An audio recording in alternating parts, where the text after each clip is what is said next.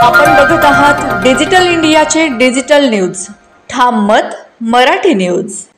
माणगाव तालुक्यातील बामनोली गावाची श्री कालभैरव मंदिर यात्रा मोठ्या उत्साहात संपन्न।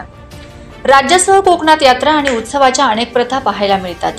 अशाच यात्रेतील एक आगळीवेगळी यात्रा पाहायला मिळते ती रायगड जिल्ह्यातील माणगाव तालुक्यातील बामनोली पंचक्रोशीतील या यात्रेला सुरुवात झाली आहे। पूर्वपार आलेली परंपरेनुसार गावकरी मंडळी 30 फूट लांब दोराची लाट खांद्यावर घेऊन ही लाट मानकरी उंच बगाडावर ठेवून फिरवितात। या उत्सवासाठी भाविकांची मोठ्या प्रमाणात गर्दी होते। महत्त्वाचे म्हणजे आजची तरुणाई सुद्धा या उत्सवासाठी आवर्जून उपस्थित राहून कालभैरव देवाचं हर हर महादेवचा गजर करत मानाच्या पालख्या आणि उंच देवकाठ्या यावेळी नाचविल्या जातात। देवाचे रूपही तितकेच साजिरे गोजिरे दिसत असते।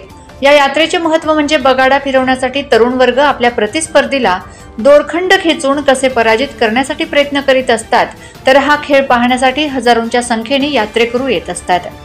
गावागावातून आलेल्या सासन काठ्या आणि श्री देव भैरी महाराज पालखी गावातून खालूबाजाच्या ठेक्यावर वाजत गाजत यात्रेची सांगता सोहळा होतो। ठाम मत मराठी न्यूज साठी सचिन पवार, रायगड।